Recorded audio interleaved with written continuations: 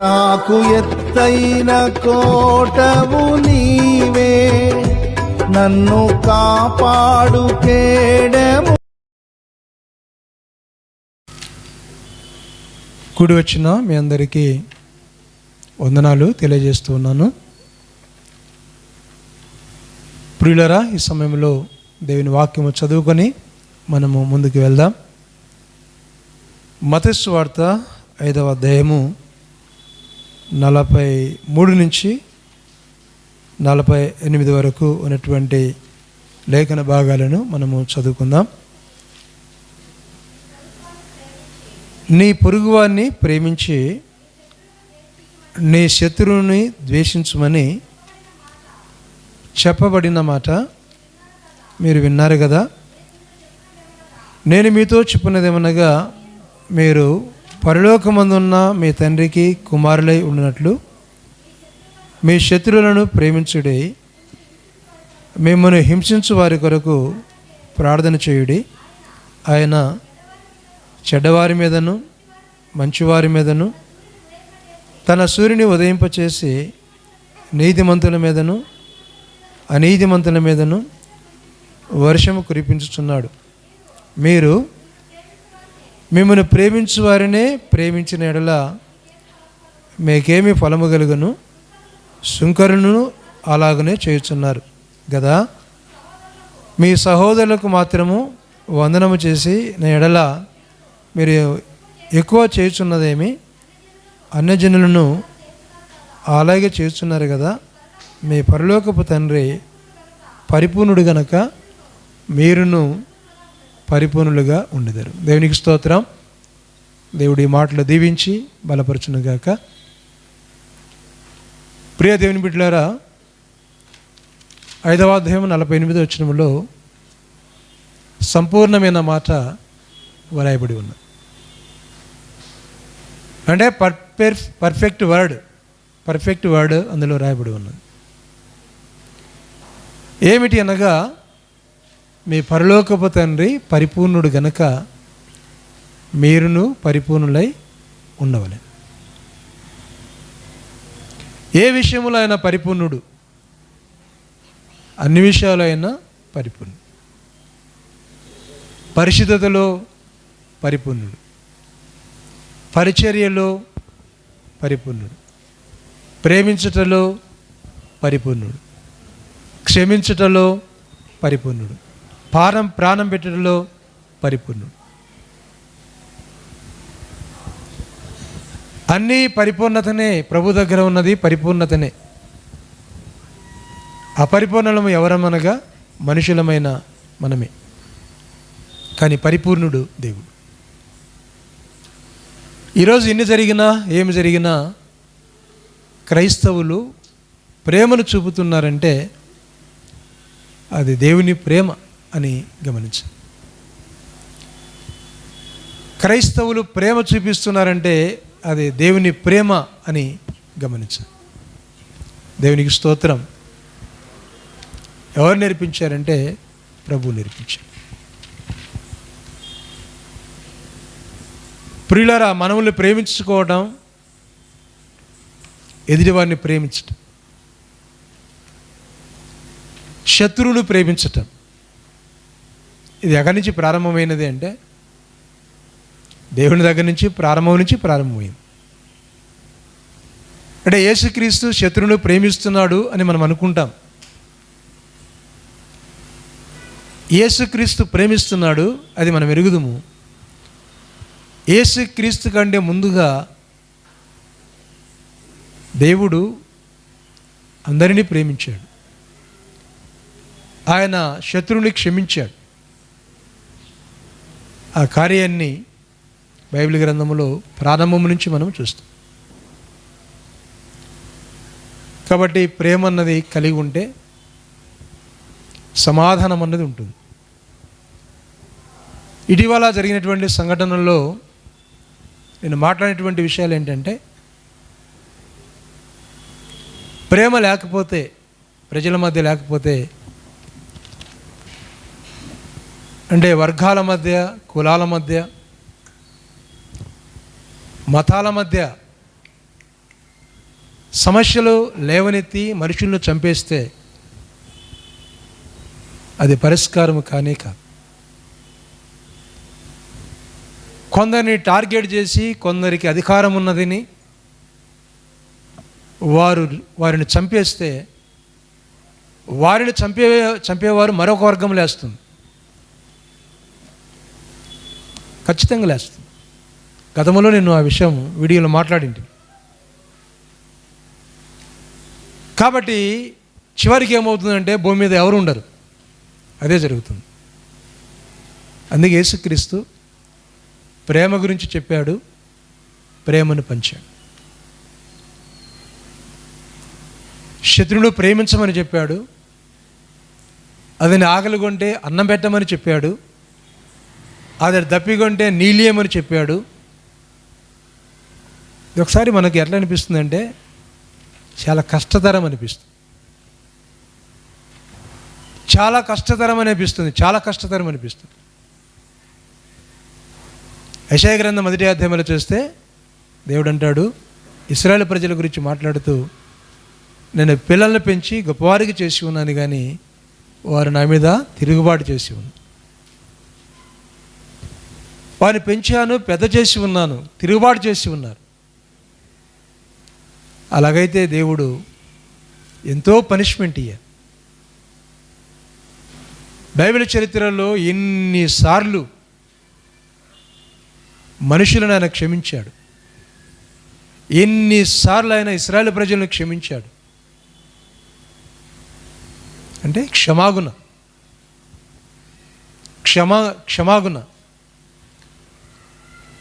ప్రియులారా, ఈ లోకములో మనం ఎవరు శూరులము కాదు, వీరులము కాదు. దేవుని దగ్గర దేవుడు తన భీకరత్వాన్ని, తన కోపాన్ని లోకం మీద చూపిస్తే క్షణాల్లో లోకం బూడిదైపోతుంది. కానీ అలా చేసే దేవుడు కాదు, ప్రేమ కలిగిన దేవుడు. అందుకే కీర్తన గ్రంథం 30వ అధ్యాయంలో చూస్తున్నాం, ఆయన కోపము నిమిషం మాత్రం, ఆయన దయ ఆయుష్కాలమంతా ఉన్నది. ఆయన ప్రేమను జ్ఞాపం చేసుకో.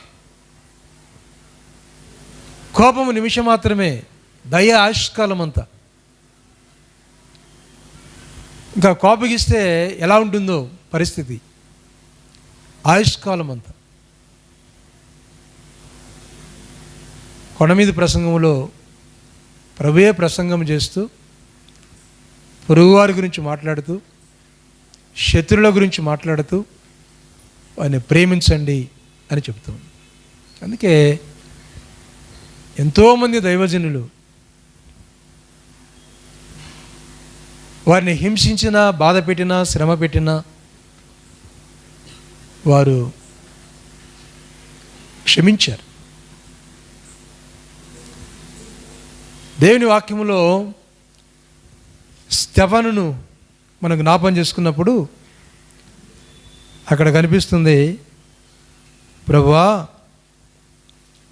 7వ అధ్యాయము 6వ వచనంలో అతడు మోకాల్లోని, ప్రభువా వారి మీద ఈ పాపము మోపకమని గొప్ప శబ్దముతో పలికెను. ఆ మాట పలికి నిద్రించును అని చూస్తాం. ఏం చేశారు? స్టెఫను రాళ్లతో కొట్టారు.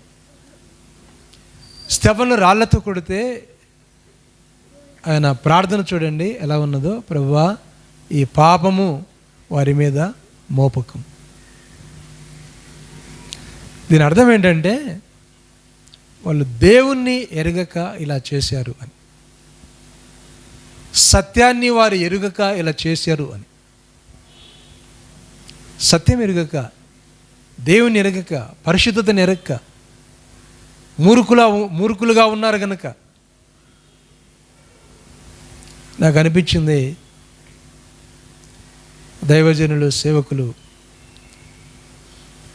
పగడల ప్రవీణ్ అన్న గారిని చంపేటప్పుడు ఆయన ఏమి మాట్లాడాడో, ఎలా క్షమించాడో ఆ సందర్భం దేవుడికి మాత్రం తెలుసు. లోకమైతే ఏముంటుందండి? లోకమంతా వెంబడిపడి ఆయన మీద నెపాలు మోపుతూ, అది జ్ఞాపకం వచ్చినప్పుడు నాకు జ్ఞాపకం వచ్చింది యేసుప్రభు వారు. యేసుప్రభుని కూడా లూకాసు వార్త 7వ అధ్యాయం 34వ వచనంలో త్రాగుబోతని ఆయన అన్నారు. త్రాగుబోతు అని అన్నారు ప్రభువారు. తిండిబోతు అన్నారు. ప్రియులారా, కానీ యేసుప్రభు చనిపోయి తిరిగి 3వ దినాన లేచిన తర్వాత లోకానికి అర్థమైనది ఆయన మహనీయుడని, ఆయన గొప్ప దేవుడని, ఆయన పరిశుద్ధుడని. ఈ లోక రాజ్యాలనే పతనము చేయడానికి, పరిశుద్ధతను స్థాపించటానికి, గొప్ప రాజ్యాన్ని కట్టడానికి ఆయన వచ్చాడు. ఇటీవల ఒక ఆయన మాట్లాడుతూ మన భారతదేశము అభివృద్ధిలో ముందుకెళ్ళిపోతుంది అని అన్నాడు. నేను అన్నాను, అది ఇంపాసిబుల్. అభివృద్ధి చెందదు. ఎందుకనగా ఎవరైతే పరిపాలన చేస్తున్నారో వాళ్ళంతా పరిపాలకులుగా దేశాన్ని దోచుకుంటా ఉన్నారు. ప్రతి నాయకుడు అధికారం వచ్చిందంటే దోచుకోవడమే. ఇంకా ఎక్కడ అభివృద్ధి అవుతుంది? అభివృద్ధి చేసే వాళ్ళే దోచుకుంటా ఉంటే ఇంకా ఎక్కడ అభివృద్ధి అవుతుంది? అభివృద్ధి కాదు. అన్ని విధాలుగా దీవించబడాలంటే ప్రభువుని నమ్మాలి, సత్య మార్గంలో బ్రతకాలి, సత్యములో జీవించాలి, యేసు యొక్క రాజ్యము రావాలి, యేసు మార్గంలో నడవాలి. ఎప్పుడైతే యేసు మార్గంలో నడుస్తారో, యేసు మార్గంలో జీవిస్తారో, అప్పుడు మాత్రమే అన్ని విధాలుగా దీవించబడుతుంది. ఇది దేవునికి అర్థమైనది. ఈ లోకము శపించబడింది, ఈ లోకములో పాపలు ఉన్నారు, ఈ లోకములో పాపం ఉన్నది. కాబట్టి ఈ రాజ్యాలు దీవించబడవు. కాబట్టి ఈ రాజ్యాలను దేవుడు ఏం చేశాడంటే అగ్ని కొరకు నిలవరం చేయించాడు, ఉంచాడు. అగ్ని కొరకు నిలవరముగా ఉంచాడు దేవుడు ఈ యొక్క భూమిని. ఇంకెక్కడా లేదు. ఆశీర్వాదం అన్నది లేదు. అందుకే క్రొత్త ఆకాశమును, క్రొత్త భూమిని, దేవుడు క్రొత్త ఆకాశమును, క్రొత్త భూమిని ఆయన నిర్మించబోతున్నాడు అని దేవుని యొక్క వాక్యము చెబుతూ ఉంది. ప్రియులారా, గమనించండి. ఇన్ని జరిగినా ఏమైనా మనమైతే ప్రభు మార్గంలో నడవాలి, ప్రభు మార్గములో జీవించాలి.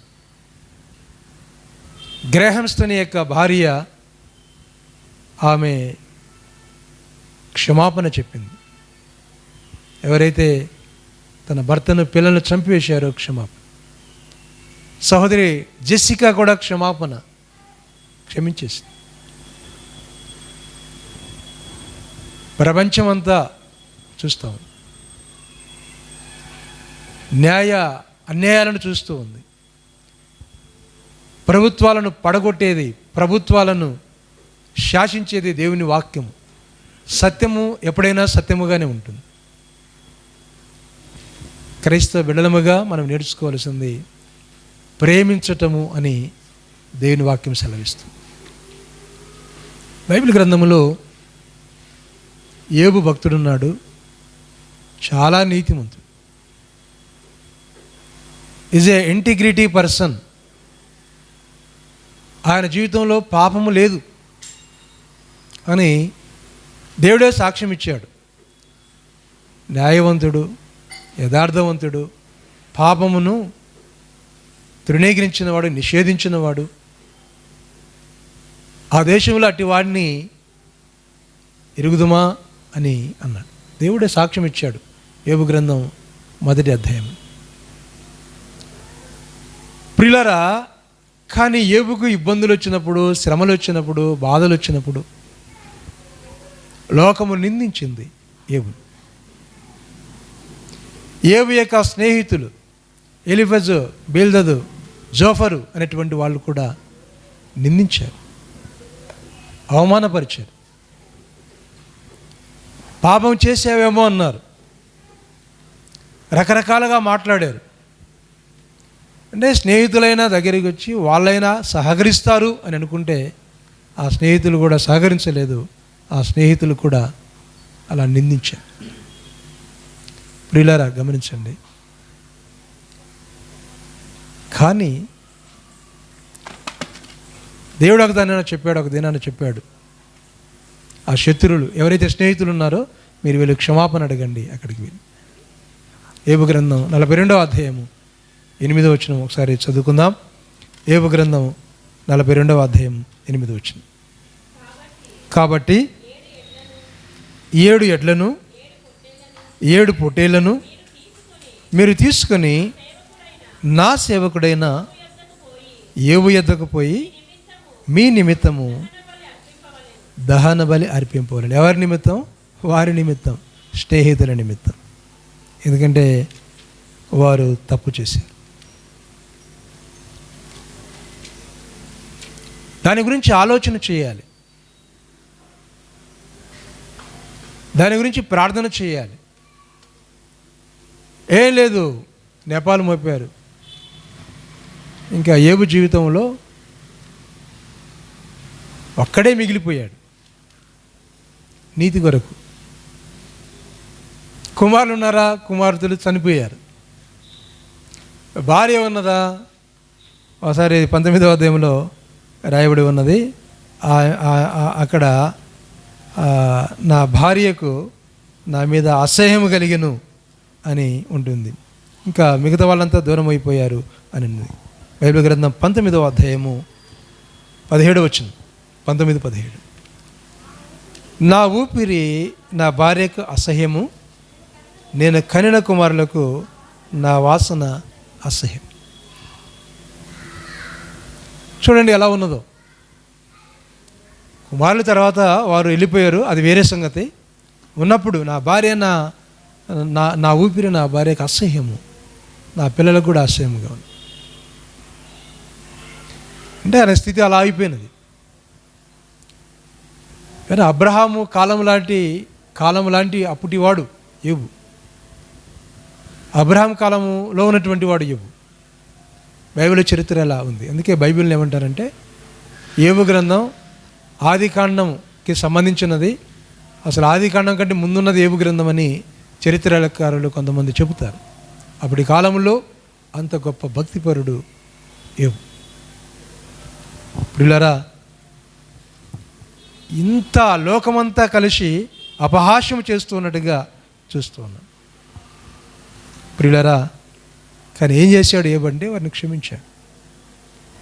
దేవుడు ఆ స్నేహితులు చెప్పాడు, మీరు వెళ్ళండి, ఎడ్లను తీసుకుని వెళ్ళండి, బలి అర్పించి మీకోసం ప్రార్థన చేయాలి, లేకపోతే మీ మీదకి శాపం వస్తుంది. ఇప్పుడు ఏం చేయాలి? యోబు కోపం చూపించాలి కదా, కోపం చూపించలే. 42వ అధ్యాయం 10వ వచనంలో చూడండి. 42వ అధ్యాయం 10వ వచనం. మరియు యోబు తన స్నేహితుల నిమిత్తము ప్రార్థన చేసినప్పుడు యెహోవా అతని క్షేమస్థితిని మరలా అతనికి దయచేసెను. మరియు యోబునకు పూర్వము కలిగిన దానికంటే 2 అధికముగా కలిగిన. 9వ వచనం కూడా చదివితే మంచిది.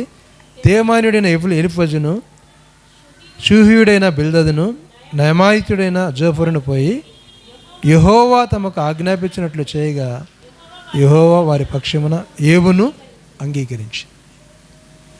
వారి పక్షమున యోబును అంగీకరించింది. వారు వెళ్ళారు, క్షమాపణ అడిగారు, ఎడ్లను తీసుకుని వెళ్ళారు, బలి అర్పించారు, యోబు ప్రార్థన చేశాడు. ఇక్కడ ఒక ప్లస్ పాయింట్ ఉంది. ఎప్పుడు 2 దీవించబడ్డాడు యోబు అని అంటే ఎప్పుడైతే యోబు తన శత్రువులను క్షమించాడు, క్షమించిన తర్వాత అని 10వ వచనములో చూస్తాం. ప్రియులారా, క్షమించిన తర్వాత 2 యోబు దీవించబడ్డాడు. చిన్న మాట అంటే మనం ఒప్పుకోలేం, మనం సహించలేం. మన జీవితంలో నేర్చుకోవాల్సినది ఏంటంటే అవసరమైనప్పుడు ధర్మముగా ఏదైనా ఉంటే దానికి జవాబు చెప్పొచ్చు. వారు నీతి న్యాయాలు లేకుండా మాట్లాడినప్పుడు మనం మౌనముగా ఉండి ప్రార్థన చేయాలి అంతే. ఇంకా ఉపవాసం ఉండి ప్రార్థన చేయాలి, మౌనముగా ఉండి ప్రార్థన చేయాలి. బైబిల్ రాయబడి ఉన్నది, వారి నోరు బూడిదలో పెట్టుకొని మౌనముగా ఉండాలి అని. అంటే పెదాలను కాల్చుకోవాలి. కాల్చుకోవాలంటే అర్థం ఏంటి? పెదవులు చచ్చిపోయిన విధంగా ఉండాలి. బూడిదలో పెట్టుకున్నవాడు ధన్యుడు అని ఎవరి గురించి, యవనస్తుల గురించి విలాప గ్రంథంలో కూడా మనం చూస్తాం. దాని అర్థం ఏంటంటే దేవుని వాక్యము చేత వారిని కాల్చివేయాలి అని. తిరస్కారం చేయకూడదు. వారు మాట్లాడినట్టుగా మనం మాట్లాడకూడదు. వారు చేసినటువంటి ప్రతి కార్యాన్ని మనం చేయకూడదు.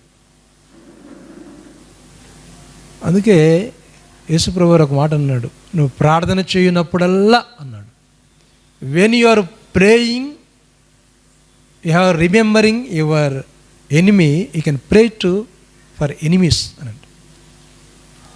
ఎప్పుడైనా ఏ సందర్భంలోనైనా వారు జ్ఞాపకం వస్తే, అంటే నువ్వు ఎప్పుడైతే మోకరించి ప్రార్థన చేస్తూ ఉంటావో, మోకరించి ప్రార్థన చేసినప్పుడు నీకు ఎవరైతే విరోధులు ఉన్నారో వారందరి కొరకు ఏం చేయాలంటే ప్రార్థన చేయాలి.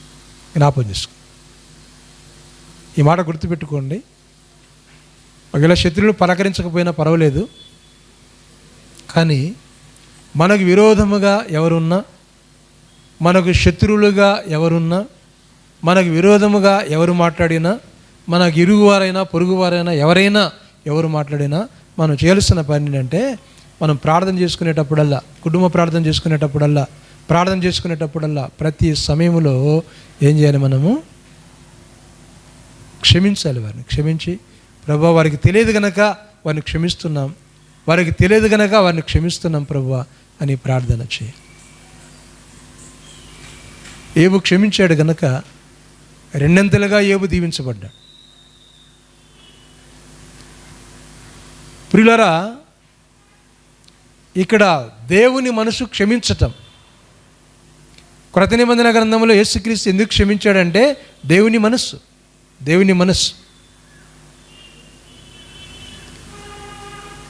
మనస్సు కలిగినవాడు దావీదు మహారాజు.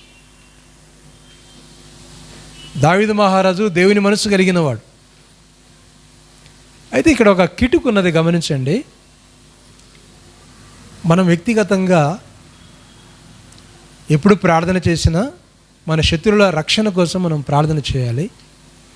వారు మారుమనసు పొందాలని ప్రార్థన చేయాలి. అది వాక్య క్రమం.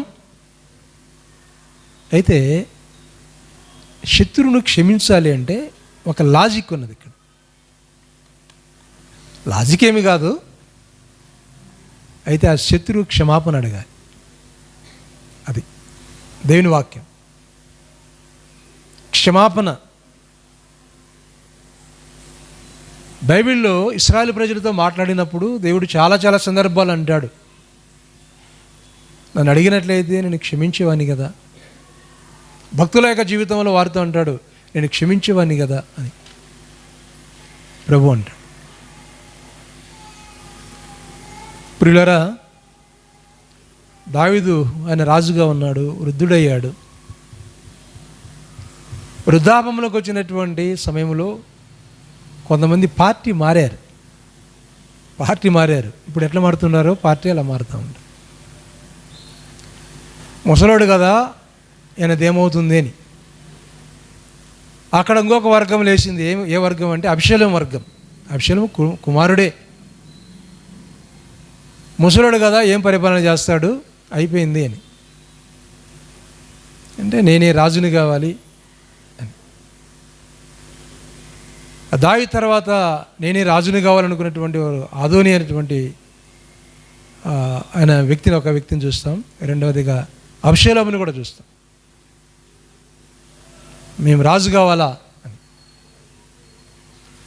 ఆ టైంలో ఎవరైతే దావీదు మహారాజు దగ్గర ఉన్నారో వాళ్ళు జంప్ అయ్యారు. అబ్షాలోము దగ్గరికి జంప్ అయ్యారు. చాలా ఘోరం. జంప్ కావడమే కాకుండా ఒక వ్యక్తి ఉన్నాడు, షీమి అనే వ్యక్తి. ఆయన బెన్యామీయుడు, దావీదుతో ఉన్నటువంటి వాడే అలాంటి వ్యక్తి. కానీ 2వ సమూయేలు గ్రంథం 16వ అధ్యాయంలో దేవుని వాక్యం చూస్తే అతడు ఎంత ఘోరంగా దావీదు మహారాజును హింసిస్తాడో దేవుని వాక్యాన్ని చూద్దాం. 16వ అధ్యాయము 5వ వచనం నుంచి వాక్యం. రాజైన దావీదు బహూరీము దాపునకు వచ్చినప్పుడు సౌలు కుటుంబకుడగు గెరా కుమారుడైన సిమి అని ఒకడు అతడి నుండి బయలుదేరి వచ్చెను. అతడు వెంట వెంట నడుచుచు దావీదును శపించుచు, జనులందరూ బలాఢ్యులందరూ దావీదు ఇరుపార్శ్వమున ఉండగా రాజైన దావీదు మీదను అతని సేవకులందరి మీదను రాళ్ళు రువ్వుచు వచ్చెను. ముసలోడు కదా, దావీదు మహారాజు ముసలోడు అయ్యాడు. చీపో చీపో అని ఇంకా భయంకరంగా తిట్టు మాట్లాడుతూ రాళ్ళు రువ్వుతూ దావీదు మీద అలా చేశాడు. అక్కడ ఉన్నవారు అడిగారు, ఏమి దావీదు, ఏమయ్య గారు, ఏమి రాజా, వీడు ఇలా మాట్లాడుతున్నాడు, వాడిని ఏం చేస్తామంటే శపించని. దేవుడు ఆజ్ఞాపించాడేమో వానికి శపించని. ప్రియులారా, ఎవరైనా మనల్ని శపించినప్పుడు మనము దీవించాలి, శపించినప్పుడు దీవించాలి. తప్పేమీ లేదు, ఉన్న విషయాలు చెప్తున్నాను. రాధా మనోహర్ అనేటువంటి వ్యక్తి భయంకరంగా మాట్లాడుతుంది. ఫేస్బుక్లో చూసింటిని, ఇది యేసుప్రభు ఫోటో కదా, దీని మీద ఒంటికి పోస్తాను అన్నాడు. అలాంటి మాటలు. క్రైస్తవంలో చెప్పుతో కొడతానన్నాడు. అలాంటి మాటలు అవి అక్కడ వీడియోలో ఉన్నాయి. వాళ్ళ మీద కేసు పెడితే ఎవరు వాళ్ళని తీసుకుపోలే. ఉన్నది ఉన్నట్టు మాట్లాడినటువంటి అజయ్ కుమార్ తీసుకుని వెళ్ళి జైలు వేసి. చూడండి ఎలా ఉంది. దేవుడున్నాడు, పర్వాలేదు. అంటే క్రైస్తవుల యొక్క ప్రేమ తత్వం వేరేవారు ఊరుకోరు. కానీ ప్రేమ ద్వారానే మనం సాధించగలం, ప్రేమ ద్వారానే మనం కట్టగలం. ఇక్కడ ఈయన దావీదును శపిస్తూ రాళ్ళు రువ్వుతూ అలా ఉన్నాడు. అన్ఎక్స్పెక్టెడ్గా అబ్షాలోం యొక్క రాజ్యం పడిపోయింది. మస్తకి వృక్షానికి తగులుకున్నాడు, చచ్చిపోయి. పౌరు ఎవరికి వచ్చినది? దావీదుకి వచ్చింది. ఎవరెవరికి ఏమి చేయాలో మొదటి రాజుల గ్రంథం 2వ అధ్యాయంలో వృద్ధాపమైనటువంటి ఆ యొక్క రాజు అయినటువంటి దావీదు సొలొమోనుకి అన్ని విషయాలు చెప్తాడు. ఎవరెవరికి ఏమి చేయాలో అన్ని విషయాలు చెప్తాడు. చెప్పినప్పుడు ఒక మాట చెప్తాడు. ఏం చెప్తాడంటే, షిమినటువంటి వాడు నన్ను శపించాడు. లాజిక్ అన్నాను కదా, గమనించండి. వాడు నా దగ్గరకు వచ్చి క్షమాపణ అడిగాడు, కాబట్టి వాడిని వదిలేయి. దేవునికి స్తోత్రం, హల్లెలూయా. ఏమి అడిగాడంట? క్షమాపణ. బైబిల్లో చూడండి, ఎక్కడైనా ఎవరైనా క్షమాపణ అడిగితే కాదు అని ఎక్కడైనా దేవుడు అన్నాడా అంటే ఎక్కడన్నాడు? మూల్యం చెల్లించే సందర్భాలు కొన్ని ఉన్నాయి, కానీ కాదు అని ఎక్కడ కూడా ఆయన అనలేదు. కాదు అని దేవుడు చెప్పడు. క్షమాపణ అడిగినప్పుడు అంటే మనోపూర్వకముగా మనస్ఫూర్తిగా క్షమాపణ అడిగితే కాదు అని దేవుడు ఎక్కడ ఆయన చెప్పడు. ప్రియులారా గమనించండి, చెప్పలేదు అని చెప్పాడు. ఈ షిమి అనేవాడు నన్ను దూషించాడు, అవమానపరిచాడు, శపించాడు, పర్వాలేదు. వాడు మళ్ళీ నా దగ్గరికి వచ్చి క్షమాపణ అడిగాడు, కాబట్టి ఇతను క్షమించు అన్నాడు. అయితే ఒక కట్టన పెట్టాడు. ఏంటంటే, అతను పెద్ద సీక్రెట్ వర్క్ చేస్తాడు ఈ షిమి. రాజైన తర్వాత షిమిని ఏం చెప్పాడంటే, యెరూషలేములో ఇల్లు కట్టుకొని అక్కడే ఉండు, ఎక్కడికి వెళ్ళొద్దు, వెళ్ళిన దినాన ఏమవుతావు, చస్తావు అని. 3 ఏళ్ళు బాగున్నాడు, జీవితం బాగలేదు కదా. తర్వాత ఏమయ్యాడంటే ఇంకా యెరూషలేము నుంచి బయటకు వచ్చాడు. 2వ అధ్యాయం 39 వచనం చూడండి. మొదటి రాజుల గ్రంథం 2వ అధ్యాయం 39 వచనం.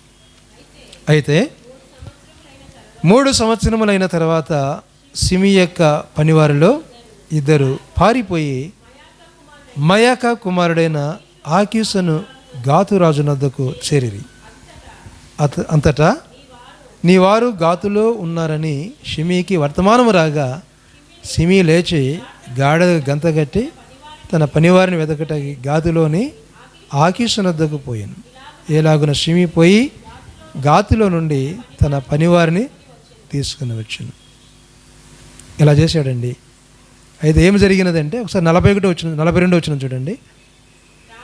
రాజు షిమీని పిలవనంపించి అతని ఇట్లా నేను నీవు ఏ దినమందు బయలుదేరి ఏ స్థలమనేకను వెలుదువో ఆ దినమున నీవు మరణమగుదు అని నిశ్చయముగా తెలుసుకునేవలనని యెహోవా తోడని నేను నీకు ఖండితముగా ఆజ్ఞ ఇచ్చితిని అన్నాడు. ఎందుకు వెళ్ళావు? అతని బుద్ధి సరిలేదు. క్షమాపణ అడిగాడు, దావీదు క్షమించాడు. సరే, అతనికి ఒక నియమం నియమించారు, ఇక్కడ ఇలా ఉండాలి. కానీ ఆ నియమ ప్రకారం తను చేయలేకపోయాడు. తర్వాత సొలొమోను చెప్పగానే అక్కడ భటుడు వెళ్ళి సైన్యాధిపతి వెళ్ళి అతన్ని చంపివేసినటువంటి వృత్తాంతం బైబిల్ గ్రంథంలో వ్రాయబడి ఉంది. ప్రియులారా, క్షమాపణ. ఏవు క్షమించాడు గనక ఆయనకు ఆశీర్వాదాలు వచ్చాయి. దావీదు మహారాజు క్షమించాడు గనక ఆయనకు ఆశీర్వాదాలు వచ్చాయి. యేసుప్రభు వారు కూడా క్షమించాడు. మనం 7 మాటల్లో మొదటి మాట ఏమంటామండి? తండ్రి, వీరేమి చేస్తున్నారో వీరు ఎరగరు గనక వీరిని క్షమించు. యేసుప్రభు వారు మాట. మత్తయి సువార్త 5వ అధ్యాయంలో ఆయన బోధించాడు, చెప్పాడు. కొండ మీద ప్రసంగంలో దేవుని బిడ్డలు ఎట్లా ఉండాలో ఎలా ఉండాలో ఆయన తెలియపరిచాడు. వాస్తవం మాకు తెలియపరిచాడు. మన జీవిత క్రమం పరిశుద్ధంగా ఎలా జీవించాలో ఆయన తెలియపరిచాడు. ప్రియులారా, శిలువ మరణము దగ్గర ఆ విధంగానే ఆయన జీవించాడు. ఏమన్నాడండి? తండ్రి, వీరేమి చేయుచున్నారో వీరు ఎరగరు గనుక వీరిని క్షమించు. ఎంత గొప్ప కార్యం! అక్కడే కాదు క్షమాపణ, మరలా 2వ మాటలో క్షమాపణ మనకు కనిపిస్తుంది. దొంగల్లో ఒకడు అడిగినప్పుడు, అయ్యా నన్ను క్షమించు అని అన్నప్పుడు ఆయన ఏమన్నాడండి? నీవు నేడు నాతో కూడా పరదేశిలో ఉంది. ఒకవేళ యేసుప్రభు వారు శిలువకు వెళ్ళేటప్పుడు, శిలువ మోసేటప్పుడు, యేసుప్రభు వారిని గాయపట్టేటప్పుడు, యేసుప్రభు వారి మీద ఉమ్మి వేసేటప్పుడు, యేసుప్రభు వారి మీద ముళ్ళ కిరీటం పెట్టినప్పుడు, యేసుప్రభు వారి ఆయన బల్లెముతో ఆయన పొడిచేటప్పుడు ఆయన ఇక్కడ క్షమించకపోయినట్లయితే యేసుప్రభు వారు లోకాన్ని జయించేవాడు కాదు. ఎందుకనన్నాడు? నా రాజ్యం ఈ లోక సంబంధమైనది కాదు, నా రాజ్యము పర సంబంధమైనది. నా రాజ్యం అన్ని రాజ్యాలను పతనం చేస్తుంది. అందరు రాజులు యుద్ధం చేసిన వారే, అందరూ రాజులు యుద్ధం చేసిన వారే. అబ్రహాము దగ్గర నుంచి మనం చూస్తున్నాం, రాజులు చాలామంది కనపడతారు, వాళ్ళంతా యుద్ధం చేసిన వారే. యుద్ధం చేసిన వారిని దేవుడు ఆయన అంగీకరించాడు. యుద్ధం చేశాడు కనుకనే మందిరాన్ని కడతానంటే దేవుడు అంగీకరించలేదు. ఎవరినండి? దావీదుని అంగీకరించలేదు. విస్తారమైన యుద్ధాలు చేశావు, రక్తము కార్చావు కనుక మందిరాన్ని కట్టడానికి వీళ్ళు. ఆత్మీయ మందిరాన్ని కట్టగలిగిన వాడు యేసుక్రీస్తు. జీవితాలను కట్టగలిగిన వాడు యేసుక్రీస్తు. ప్రేమను పంచగలిగిన వాడు యేసుక్రీస్తు. ప్రేమను చూపించిన వాడు యేసుక్రీస్తు. కొంతమంది ఫోటోలు పెట్టుకుంటారు. ఎవరివి? Mother Teresa. చిరంజీవి కూడా ఆయన ఆఫీసులో ఫోటో కనపడుతుంది, మదర్ తెరెసా. ఇటాడోళ్ళు చాలామంది ఉన్నారు. యేసుక్రీస్తుని అంగీకరిస్తే, యేసు మార్గంలో ఉంటే, ఎలా నడవాలో, ఎలా బ్రతకాలో, ఎలా జీవించాలో అర్థమవుతుంది. ఒకసారి అపాయింట్మెంట్ ఇచ్చింది మదర్ తెరెసా ఒకరికి, అలా ఆమె దగ్గరికి రావడానికి. ఆయన అక్కడికి వెళ్ళాడు. ఎంతసేపు చూసినా బయటికి రావడం లే. ఆమె నాకేమో అపాయింట్మెంట్ ఇచ్చింది, ఆమె రాలేదు అని. ఎందుకైనా మంచిది అని అండి ఆయన లోపలికి వెళ్ళాడు. ఆమె ఉన్నటువంటి స్థలానికి వెళ్ళాలని లోపలికి వెళ్ళాడు. లోపలికి వెళితే అక్కడ ఎవరికో పుండు లేచి ఆ పుండులో పురుగు ఉంటే ఆ పురుగు రాకపోతే నాలుక పెట్టి తీస్తుందంట ఆమె పురుగును. చూడండి ఎలా ఉందో ఆమె ప్రేమ. ఎవరి దగ్గర పొందుకున్నది ఆ ప్రేమ? ఎవరి ప్రేమ ఆ ప్రేమ? యేసుక్రీస్తు ప్రేమ, యేసుక్రీస్తు పంచిన ప్రేమ. ఏమండి, ఎన్నో సందర్భాల్లో ఎవరైనా వామిటింగ్ చేస్తుంటే ఆమె వచ్చి చేయి పట్టుకుంది. బంధువా, చుట్టమా? ఆమె కాదే. యేసుప్రభు కూడా బంధువుగా చుట్టం కాదే. దేవుని ప్రేమ అంత గొప్పది. కనుక యేసుప్రభు వారు శిలువను జయించగలిగినాడు, పాపాన్ని జయించగలిగినాడు, లోకాన్ని జయించగలిగినాడు, రాజులను జయించగలిగినాడు. ఎందుకు? కారణం ఏమిటి అంటే ఆయనలో ఉన్న పరిశుద్ధత, ఆయనలో ఉన్న ప్రేమ. దేవునికి స్తోత్రం. నేను ఇంతకుముందు ఒక పాట పాడేవాడిని ఎక్కువగా, ప్రేమ శాశ్వత కాలమును, ప్రేమ అన్నిటికంటే గొప్పది. నేను తర్వాత తెలుసుకుంటే ఆ పాట ఒక ఆయన రాశాడు, ఏదో ప్రభుదాస్ ఏదో పేరుంది, మధ్య చదివాను. 7 మంది కూతుర్లు ఆయనకి, 7 మంది కూతుర్లు. మంచి సాక్ష్యం. ఆ పాట విని ఎంతో ఇన్స్పైర్ అయ్యాడంట ప్రవీణ్ కుమార్. వాళ్ళ ఇంటికి వెళ్ళాడంట, ఈ పాట ఎవరు రాసింది అని. నేను మళ్ళీ మీకు చెప్తాను, స్పందన పత్రికలో ఉంది. ప్రవీణ్ గారు ఉన్నారు కదా, దైవజన బెల్లంపల్లి, ప్రేమ శాశ్వత కాలమును, ప్రేమ అన్నిటికంటే శ్రేష్టం. ఆయన మంచి పరిచర్య. దేవునికి స్తోత్రం. గమనించండి. అయితే మనము మత్తయి సువార్త 5వ అధ్యాయంలో శత్రువులను ప్రేమించాలని, ఇలా గౌరవించాలని, వారి కొరకు ప్రార్థన చేయాలని, పరలోకపు తండ్రి ఆయన పరిపూర్ణుడు కనుక మనం పరిపూర్ణంగా ఉండాలని చెప్పాడు. అయితే ఇలా ప్రేమించిన వారికి కలిగే ఆశీర్వాదాలు ఏమిటో తెలుసా? అవి కూడా బైబిల్ గ్రంథంలో రాయబడ్డాయి. పాత నిబంధన గ్రంథంలో చూస్తాం. యెషయా గ్రంథం 6వ అధ్యాయము 14-15 వచనాలు. చాలా విషయాలు ఉన్నాయండి అక్కడ. అంటే దేవుని బిడ్డలు ఆ ఫలితము, ప్రేమ ద్వారా, శత్రువులను ప్రేమించడం ద్వారా వచ్చేటువంటి ఫలితము గురించి 14-15 వచనాలు. నిన్ను బాధించు వారి సంతానపు వారు నీ ఎదుటకు వచ్చి సాగిలపడెదరు, నిన్ను తృణీకరించిన వారందరూ వచ్చి నీ పాదముల మీద పడెదరు. యెహోవా పట్టణమనియు ఇశ్రాయేలు పరిశుద్ధ దేవుని సియోననియు నీకు పేరు పెట్టబడును. నీతిమంతుల గురించి చూడండి. నీతి చిగురిస్తుంది. నీతికి కొంత సమయం పడుతుంది, నీతి చిగురిస్తుంది. ప్రియులారా, నిన్ను బాధించిన వారి సంతానము వారు నీ ఎదుటికి వచ్చి సాగిలపడెదరు, నిన్ను త్రిణీకించిన వారందరూ వచ్చి నీ పాదముల మీద పడెదరు. చూడండి, యెహోవా పట్టణమనియు ఇశ్రాయేలు పరిశుద్ధ దేవుడనియు సియోనుకు పేరు పెట్టబడి.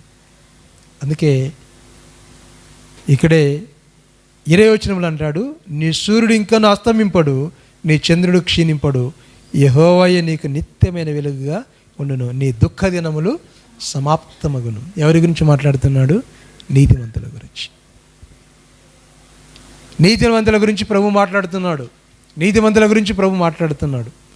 ప్రియులారా, ఎవరైతే శత్రువులు ఉన్నారో వారు వచ్చి నీ ఎదుట సాగిల పడతారు, నమస్కారం చేస్తారు. నీతిశ్వరుడు ఆయన ఉదయిస్తాడు, ఆయన అస్తమింపడు. అందుకే నీతి కొరకు మనం బ్రతకాలి. ఒక మాట బైబిల్లో ఉన్నది. 1 కొరింథీయులకు రాసిన పత్రిక 13వ అధ్యాయంలో చివరి వచనంలో విశ్వాసము, ప్రేమ, నిరీక్షణ వీటిలో శ్రేష్టమైనది ప్రేమయే. శ్రేష్టమైనది ప్రేమయే. యోహాను 3:16 దేవుడు లోకమును ఎంతో ప్రేమించింది. 1 యోహాను పత్రిక 3వ అధ్యాయం 16వ వచనంలో అక్కడ ఆయన ప్రేమించటమే, ఆయన ఆజ్ఞలు పాటించటం, ఆయన ప్రేమను మనం చూస్తున్నాం. ప్రేమించి తన ప్రాణం పెట్టి 3వ దినాన్ని తిరిగి లేచినటువంటి దేవుడు. విజయాన్ని పొందాడంటే కారణం ఆయన శత్రువుని ప్రేమించాడు, హింసించే వారిని ప్రేమించాడు, ద్వేషించే వారిని ప్రేమించాడు. ఈ 5వ అధ్యాయంలో 44 వచనాలకు ముందు చూస్తే మేము ఒక చెంప మీద కొడితే ఒక చెంప తిప్పుమని కూడా అని చెప్పాడు. చూడండి ఎంత గొప్ప సాత్వికమే. అది చూపించాడు యేసుప్రభువు వారు శిలువలో ఆయన చూపించాడు. అందుకే ఆయన విజయశీలుడు. ఆయన ఎవరండి? విజయశీలుడు. రాజ్యాన్ని స్థాపించాడు, ప్రేమతో రాజ్యాన్ని కట్టాడు, రాజ్యాన్ని స్థాపించాడు. ఈ ప్రేమమయుడే తిరిగి రాబోతూ ఉన్నాడు. జరుగుతుంది. ఈయన రాబోతున్నాడు, ప్రభువు రాబోతూ ఉన్నాడు. వచ్చినప్పుడు అందరూ కూడా ఆయన దగ్గర సాగిలపడాలి. ఇక్కడ మనం చూచాం కదా, 6వ అధ్యాయం 14-15 వచనంలో ఏ రీతిగా సాగిలపడ్డారో ఆ రీతిగా సాగిలపడ్డారు. దేవునికి స్తోత్రం. ప్రార్థన చేసుకుందాం. మమ్మల్ని మికిలిగా ప్రేమించిన మా ప్రియ పరలోకపు తండ్రి, పరిశుద్ధుడా, మీ ఘనమైన పరిశుద్ధమైన పాదములకునైనా వందనాలు, స్తోత్రాలు. ఈ సమయంలో మీరు మాట్లాడినటువంటి లేఖన భాగాలను బట్టి స్తోత్రాలు చెల్లిస్తున్నాం. ప్రేమ కలిగి మేము జీవించుట కృప చూపించండి. క్రైస్తవులుగా కొన్ని సందర్భాల్లో మాకు కోపం కూడా వస్తుంది, శత్రువులు చేసే పనిని బట్టి. అయినప్పటికీ నీ ప్రేమను కలిగి ఉన్నట్టు కృప చూపించమని. ప్రేమ ద్వారా లోకాన్ని మేము జయించగలం, పాపాన్ని మేము జయించగలం, లోకాన్ని జయించగలం, రాజ్యాలను జయించగలం.